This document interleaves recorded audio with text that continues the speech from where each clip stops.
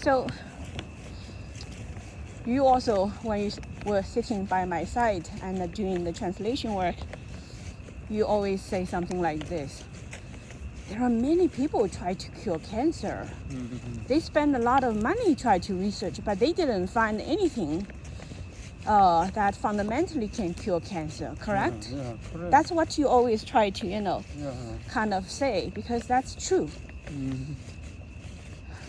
So, cancer, that person, Brandon, he also gave a video. He said, God told me that very soon there will be a cure of cancer.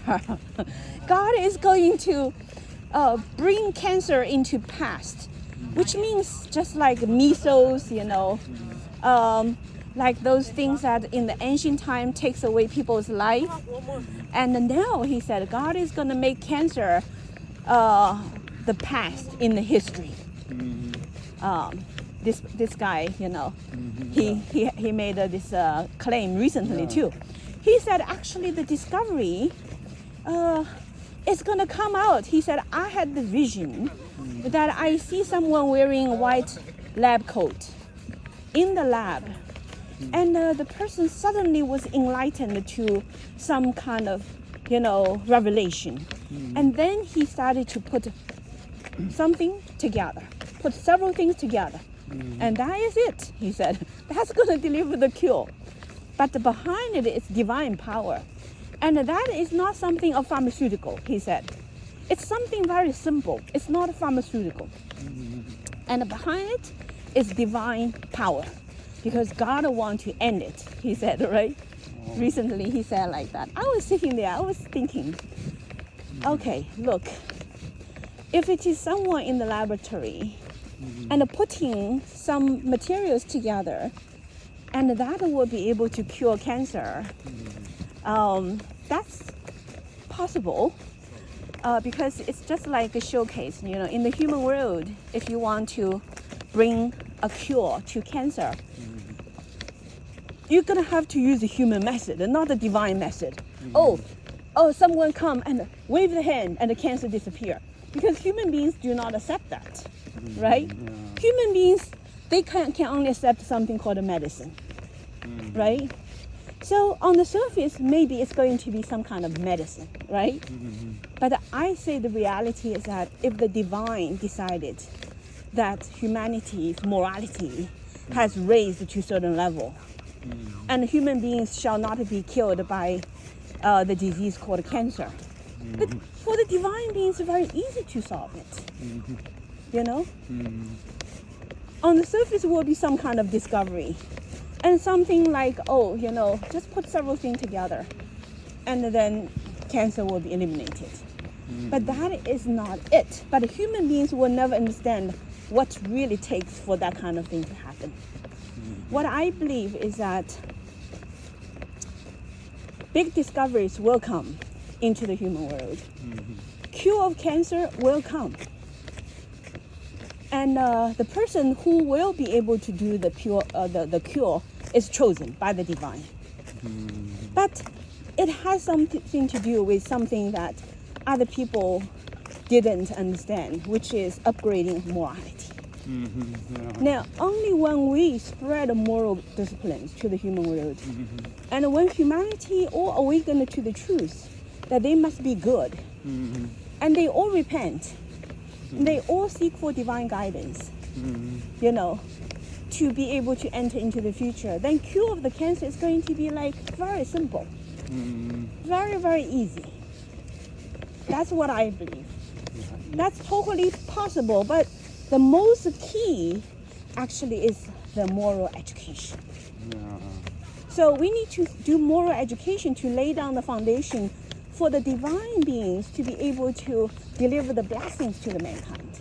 That's what I believe is really going on. Yeah.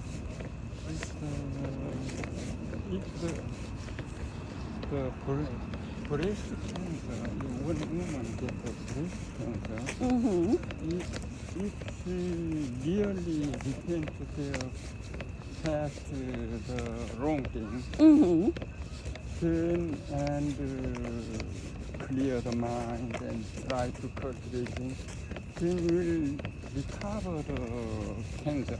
Will they recover cancer? Actually, it can be so miraculous. Look, the Canadian practitioner Joe, right?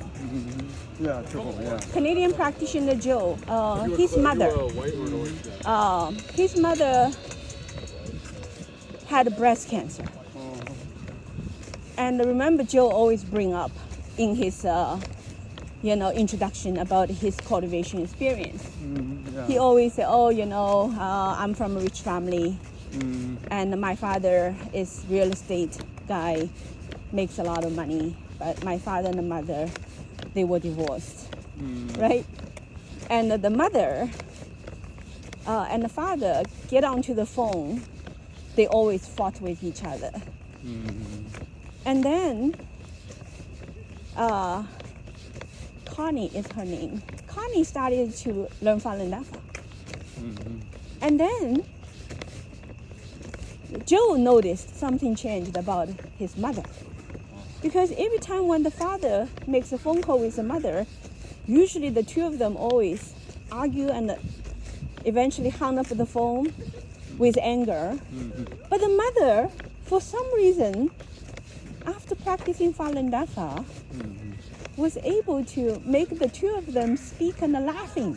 And the two of them would have a good time talking to each other and communication, truly communicating.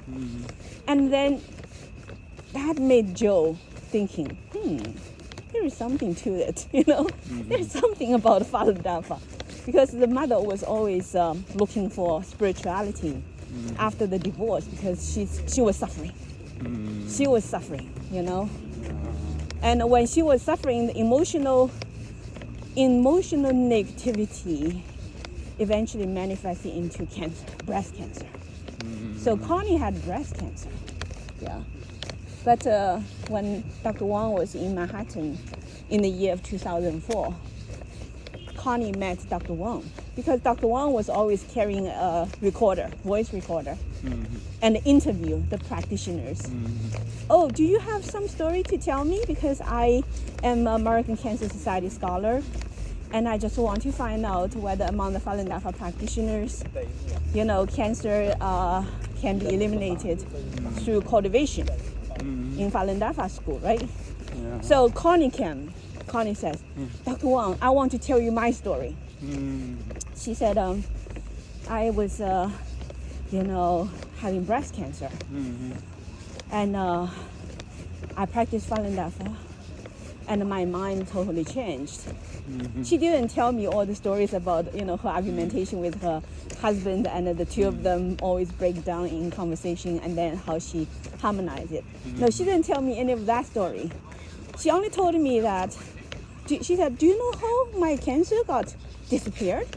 She said, one day I was taking a shower, and suddenly, she said, I felt something from my breast was coming out. And then, boom, she said, something fell out from my nipple. That was really vivid, She said, something came out from my nipple. And I looked at it. It was like, she said, it was like a stone of this size. She said, it came out from my nipple. And then from that moment on, my cancer just disappeared. You see how miraculous that is? So she said, that's my real story. And then she said, I have a son. And my son was also up to no good, she said. But after I practiced in Falun Dafa, he also followed me. And now he's also practicing Falun Dafa. So that's how I first heard about Joe. From the mother, Connie. Okay. And apparently Joe was not a very good child.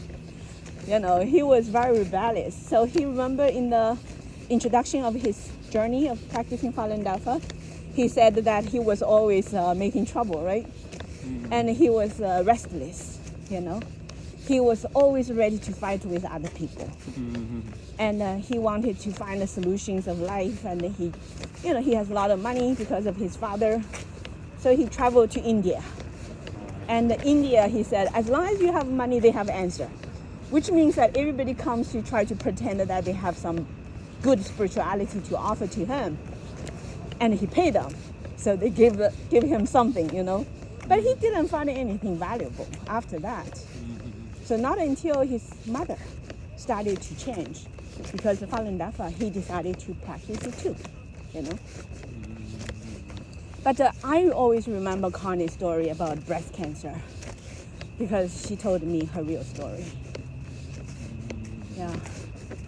It was very obviously her mind changed around.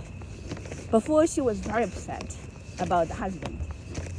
But after practicing Falun Dafa, he no longer was upset. He actually was able to make the husband happy. Although they were divorced, but you know, she was able to tell funny stories and, you know, maybe lay down some rationalities about the drama of life, that the husband became happy. Yeah, so that was a good story about, you said, breast cancer. My understanding about breast cancer in my investigation of those people, certainly not necessarily that every single one of them have fights with husband and causing breast cancer. Sometimes maybe their past life had certain issues, you know. But in any case, quite a lot of them, the breast cancer started by having a love relationship problem. But before marriage, there is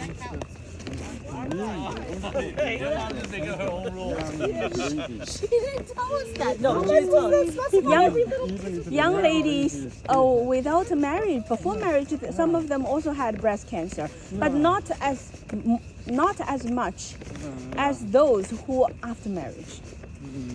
The one who have, but I think among the breast cancer patients, many women actually are not married. Many people who has had breast cancer, they are not married. And they certainly have love relationship. So they're not married, they have love relationship, and they are frustrated about love relationship. And many of them, they like to smoke. Yeah, many of them also smoke and drink. So certainly, almost majority of them have emotional animosity. Yeah, their emotional loving heart, like a woman's quality, you know, feminine quality, is compromised. Feminine quality is compromised. So I think when women go against the feminine nature, especially the modern time, it's easier for the woman to start to develop disease of malignancy. That really need to put into investigation. But overall, in my impression, in my reading the stories of people who have breast cancer, I believe that it is a modern ideology, what Master Lee talks about, the modern notions. People have modern notions. For example, they believe in women's rights, abortion, right? Many women in their mind, they believe that they shall be equal with a man and fight with men and get money and power and get attention. And they can also smoke, they can also drink, they can also use marijuana. And then, you know, when there is a male-female relationship, they want to be dominating the relationship.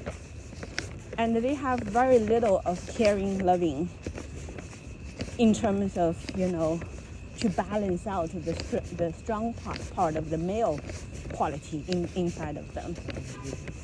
Yeah. You to the left. Behind in the backside.